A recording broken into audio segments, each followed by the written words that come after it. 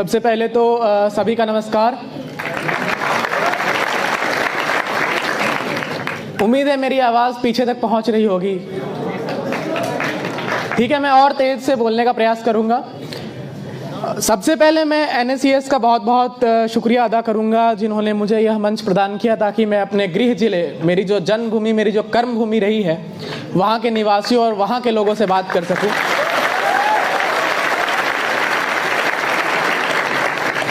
और मैं ज़्यादा समय नहीं लूँगा क्योंकि बाकी सभी सेलेक्टेड कैंडिडेट्स को भी अपना स्पीच देना है। तो मैं सबसे पहले अपने एक्सपीरियंस के बारे में बात करूँगा कि मेरा क्या एक्सपीरियंस रहा UPSC एग्ज़ाम का। जीवन के 18 वर्ष मैंने इसी ज़िले में बिताए हैं, समस्तीपुर में। कक्षा पहली से लेके 12वीं तक शायद यहाँ पे बहुत लोगों को पता होगा, केंद्रीय विद्यालय RU पूसा है, वहीं से मैंने शिक्षा ग्रहण की है। और मुझे याद है बचपन में मेरा जो गांव था, वहाँ से मेरे पापा मेरे और मेरे भाई को साइकिल के आगे वाले डंडे पे तौलिया लपेट के ले जाया करते थे। तो वो दिन भी मैंने देखा है, वो दिन भी देखा है जब स्लेट पर लिखने के लिए खल्ली मिलता था। उस टाइम चौक नहीं था, खल्ली होता था, और फिर उसको हम लोग जड़ी बूटी से मिटाते थे। हमने वो टाइम भी देखा है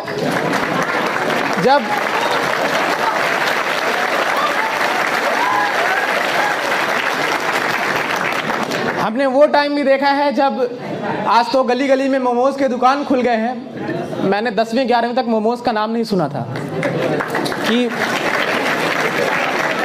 मोमोज, सैंडविच और पिज़्ज़ा जैसी चीज़ें क्या होती है। यह सारी चीज़ें मुझे दिल्ली जाने के बाद पता चली। तो सबसे बड़ा मेरा उपलब्धि यह था कि मैंने गांव से पढ़ते हुए 5 kilometre daily up down cycle से धूप में करते हुए यहाँ से 12वीं की शिक्षा ग्रहण करने के बावजूद दिल्ली विश्वविद्यालय से ग्रेजुएशन करने के बाद मैंने ये उपलब्धि हासिल की है। और इसके कुछ मूल पॉइंट्स रहे हैं जो शुभम जी ने भी बताया और जो प्रवीण जी ने भी बताया, और जो इस ज़िंदगी के हर पहलू में लागू होता है। आप UPSC की तैयारी कर रहे हैं या इसमें से बहुत सारे मुझे स्कूल और कॉलेज के छात्र लग रहे हैं, तो उन सब के लिए भी कुछ की पॉइंट्स हैं जो मैं बताऊंगा।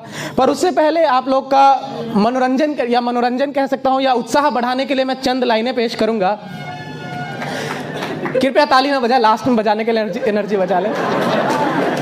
चंद लाइनें हैं कि बेहतर से बेहतर की तलाश करो, मिल जाए नदी तो समंदर की तलाश करो, टूट जाता है शीशा पत्थर की चोट से, टूट जाए पत्थर ऐसा शीशा तलाश करो।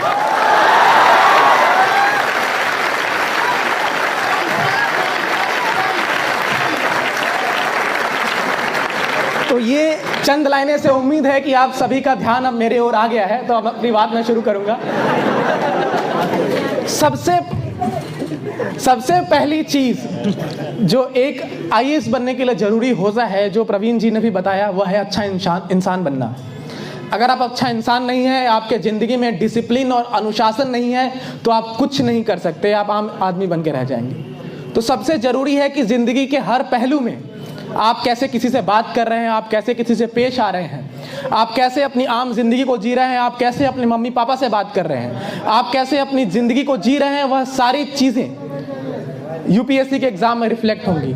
और एक और चीज़ मैं कहूँगा कि अगर आपको IAS बनना है तो एक दिन शायद DM साहब की कुर्सी पर बैठना होगा, तो एक बार यहाँ भी कुर्सी पर बैठने का आनंद ले लीजिए। जो लोग यहाँ पे खड़े हैं कृपया कुर्सी पर बैठ जाएं ताकि पीछे वालों को दिक्कत ना हो। एक नम्र निवेदन है। ठीक है। और कृपया शांति बनाए रखें। मैं यही एक गुजारिश करूंगा कि मैंने पहले ही बात डिसिप्लिन की थी कि अगर आपके ज़िंदगी में अनुशासन नहीं है तो आप कुछ नहीं कर सकते। तो अनुशासन आपको लाना बहुत ज़रूरी है। मैं अपने सबसे पहले शुरुआती जीवन की बात करूंगा कि मेरा क्या जीवन था। मेरे दादाजी आज के टाइम में 95 ईयर्स के हैं, तो उन्होंने मुझे न्यूज़पेपर पढ़ना सिखाया। जब वो पढ़ते थे, जब हम लोग बच्चे थे, क्लास 1 2, बचपन यही मेरा गांव में गुजरा है, तो हम लोग बोरा लेके जाते थे दादाजी के पास पढ़ने। और वहाँ पे अगर होमवर्क नहीं कंप्लीट होता था तो पिटाई भी लगता था, होमवर्क कंप्लीट होता था तो गढ़िया चौक से समोसा लिट्टी आता था। तो हर चीज़ वो मुझे याद है। मुझे यह भी याद है कि बचपन में जब मैं गांव में रहा करता था तो दुर्गा पूजा के टाइम हम लोग अपने भाई बहन के साथ मिलकर रावण तैयार करते थे और खेत में उसको जला देते थे पटाखे लगा कर। तो ये सारी चीज़ें, ये सारी गतिविधियां मैंने बचपन में की है। लेकिन एक चीज़ जो मैंने इन सब से सीखी है वह है कि ज़िंदगी में आपको अगर कुछ करना है तो उसके प्रति 100% देना है। बाद में यह नहीं सोचना है कि काश मैं ये कर लेता तो ये हो जाता। वो जो लाइन है कि अगर मैं ये कर लेता तो शायद मैं सफल हो जाता, वो नहीं आना चाहिए आपके जहन में। तो ये सबसे इम्पॉर्टेंट चीज़ है। और मैं जो हूँ आज के यूपीएससी के एग्ज़ाम के बारे में एक पर्टिकुलर टॉपिक पे बात करूँगा, जो है समय का मैनेजमेंट कैसे करें, टाइम का मैनेजमेंट कैसे करें। यहाँ पे बहुत सारे कॉलेज में लोग हैं, उनसे मेरी एक ही गुजारिश है, कृपया जल्दीबाजी ना करें। ज़िंदगी में कभी भी आप जल्दीबाजी करिएगा तो आप शिखर तक नहीं पहुँच पाइएगा। जो भी कॉलेज में हैं, जो भी छात्र और छात्राएँ कॉलेज में हैं, उनके लिए सिर्फ एक एडवाइस है कि आप लोग अपने कॉलेज डेज का अच्छे से उपयोग करें।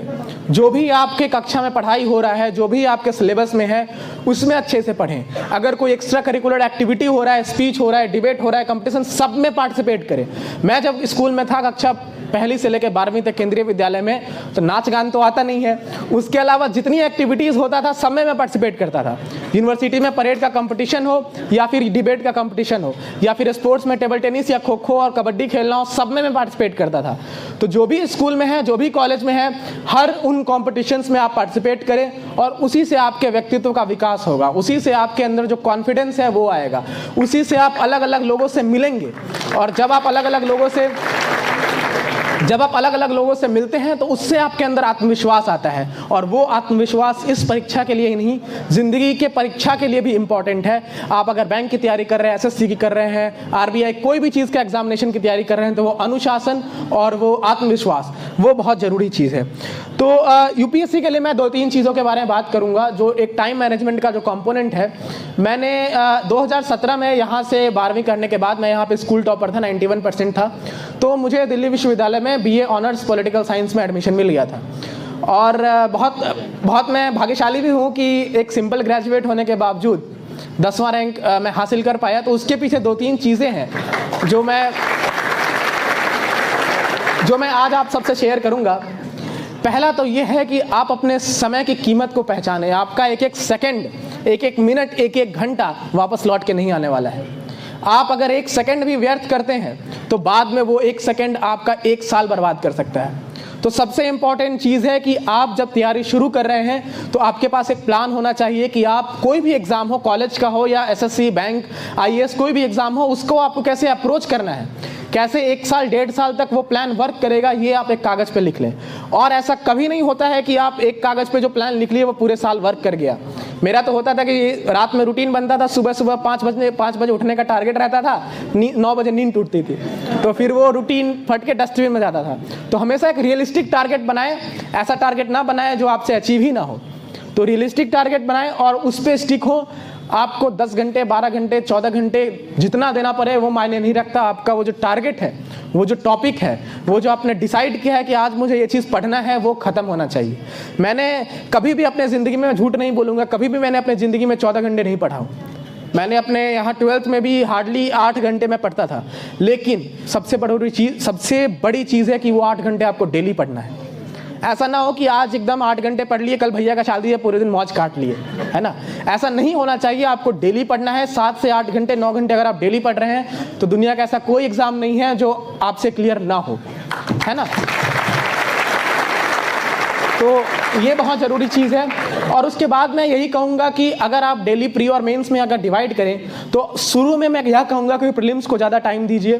जो प्रीलिम्स के स्टैंडर्ड किताब सबको पता होता है, अगर नहीं पता है तो जब मैंने तैयारी शुरू की थी, मैंने यूट्यूब पे हर टॉपर के स्ट्रेटजी वीडियो को देखा था कि उन्होंने कैसे इस एग्ज़ाम को अप्रोच किया, और उसके बाद मैंने सारे वीडियोज़ में से कुछ की पॉइंट्स इकट्ठा कर लिए और फिर मैंने अपना स्ट्रेटजी बनाया। तो वही स्ट्रेटजी आप लोग को भी अपनाना है किसी भी एग्ज़ाम के लिए, और फिर उस स्ट्रेटजी पे अमल करना है। 5 से 6 घंटा शुरू में आप प्रीलिम्स को दें, मेंस को थोड़ा कम टाइम दें। एक बार आपके प्रीलिम्स के बुक का अच्छे से रिवीजन हो गया, फिर मेंस को ज़्यादा टाइम दें। मैं यह कहूँगा कि लक्ष्मीकांत जैसी पॉलिटी किताबों का मैंने कम से कम 15 बार रिवीजन किया था। स्पेक्ट्रम जो हिस्ट्री की किताब होती है उसको मैंने कम से कम 10 से 12 बार पढ़ा था, और ऐसी कोई किताब नहीं होगी जो मैंने 10 बार ना पढ़ा हो। तो मेरा पढ़ने का एक ही फॉर्मूला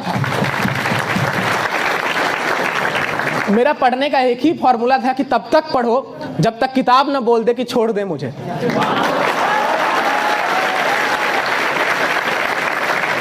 इस तरीके से आप किताब तो कभी बोलेगा ना भाई, कि बोलेगा तो नहीं कि छोड़ दो मुझे, तो पढ़ते रहो। बस सिंपल सा फॉर्मूला है। कोई यहाँ पे, मैंने 15 बार लक्ष्मीकांत पढ़ा है, लेकिन मैं यह कह सकता हूँ कि मुझे सारी चीज़ें उसकी याद नहीं है। मैंने 12 बार स्पेक्ट्रम पढ़ा है, पर मैं यह कह सकता हूँ कि मुझे स्पेक्ट्रम का हर चीज़ याद नहीं है। तो कोई भी यहाँ महाविद्वानी नहीं हो सकता है, बार बार रिवीजन करके ही आएगा। अब बहुत एस्पिरेंट्स मेरे सामने यह सवाल लेके आते हैं कि सर डिस्ट्रैक्शन बहुत होता है, पढ़ने बैठते हैं तो डिस्ट्रैक्शन होता है। अब मैं जब पढ़ता था अपने स्कूल टाइम में, तो पढ़ने के नीचे मोबाइल रखता था, टुन से बजता था, देख लेते थे क्या नोटिफिकेशन आया। तो वो चीज़ नहीं करना है। यूपीएससी या बैंक, एसएससी, कोई भी एग्जाम आप कर रहे हैं तो मोबाइल को अपने से दूर रखें। सोशल मीडिया उस टाइम में डीएक्टिवेट कर दे। जब मैंने अपनी तैयारी की थी, मेरा भी सोशल मीडिया डीएक्टिवेटेड था। लेकिन आज के टाइम में कोई भी टॉपर यूट्यूब के वीडियो से आईएएस नहीं बना है, वो किताबों को पढ़ के आईएएस बना है। तो जब तक आप किताबों को नहीं पढ़ेंगे, जब तक आप किताबों को 10-15 बार नहीं पढ़ेंगे, तब तक बहुत मुश्किल है ये सब चीज़ होना। और मैं यह कहूँगा कि अगर आप 1.5 साल सही से मेहनत कर लेते हैं, टाइम एकदम डिसाइड करके कि कौन से महीने में, कौन से वीक में, कौन से दिन में क्या मुझे पढ़ना है, तो आप ज़रूर इस लक्ष्य को पा सकेंगे। और मेरी कुछ चीज़ें हैं जो यहाँ पे मेरे हिसाब से कुछ स्कूल में भी हैं, कुछ कॉलेज में भी हैं, तो उनके लिए बस मेरा एक ही वर्ड रहेगा कि आप अपने आखिरी वर्ष में तैयारी शुरू करें, एकदम सीरियस वाला। कि मतलब मैं जब अपने कॉलेज में था तो फर्स्ट सेकेंड ईयर मैंने कॉलेज में जितनी एक्टिविटीज़ होती थी, जितना कॉम्पिटिशन्स था, मैंने इंटर्नशिप्स किया, मैंने अलग अलग सोसाइटीज़ में पार्टिसिपेट किया, मैंने वहाँ पर लीडरशिप पोजीशन लिया। लेकिन उसके बाद तृतीय वर्ष से, मतलब फाइनल ईयर से, एकदम रूम में बंद होकर 8 घंटे की पढ़ाई। अब रूम में बंद होने का यह भी मतलब नहीं है कि बाहर नहीं निकल रहे हैं, बाहर निकल रहे हैं, परंतु आपको थोड़ा रिस्ट्रिक्ट करना पड़ेगा खुद को, ताकि आप पढ़ाई को ज़्यादा टाइम दे सके। तो यही मेरा जो था सो था। बाकी तो और टॉपर्स हैं बताने के लिए, बस मैं दुष्यंत कुमार की एक छोटी सी कविता है, उसी से मैं समाप्त करूंगा इसको। कि ये मैंने खुद नहीं लिखी, दुष्यंत कुमार जी बहुत बड़े कवि हैं, उन्होंने लिखा है। ये मैं आपको पढ़ के सुनाऊंगा। हो गई है पीर पर्वत सी पिघलनी चाहिए, इस हिमालय से कोई गंगा निकलनी चाहिए। आज यह दीवार पर्दों की तरह हिलने लगी, शर्त लेकिन थी ये कि बुनियाद हिलनी चाहिए। हर सड़क पर, हर गली में, हर नगर में, हर गांव में हाथ लहराते हुए हर लाश चलनी चाहिए। सिर्फ हंगामा खड़ा करना मेरा मकसद नहीं, सारी कोशिश ये है कि सूरत बदलनी चाहिए। और इसके लास्ट के 2 लाइन हैं, मेरे सीने में नहीं तो तेरे सीने में ही सही, मेरे सीने में नहीं तो तेरे सीने में ही सही, हो कहीं भी आग लेकिन आग जलनी चाहिए। तो इन्हीं पंक्तियों से मैं समाप्त करूंगा। और मैं बहुत खुद को भाग्यशाली समझूंगा कि इस 4 जितने भी बच्चे हैं उसमें से अगर 1-2 भी आईएएस निकल जाएगा, तो मेरा यहाँ आने का मकसद, एनएससीएस और संतोष सर जैसे लोगों का आने का मकसद सफल हो जाएगा। और मैं एंड में यही करूंगा कि जो करें ईमानदारी से करें, खुद को चीट ना करें, जीवन में डिसिप्लिन लाएं। आप कैसे लोगों से डील करते हैं यह बहुत बड़ा फैक्टर है, और एक अच्छा इंसान बनने पर फोकस करें। आईएएस, बैंक, ये सब तो रास्ते में आते जाएगा। बहुत बहुत धन्यवाद।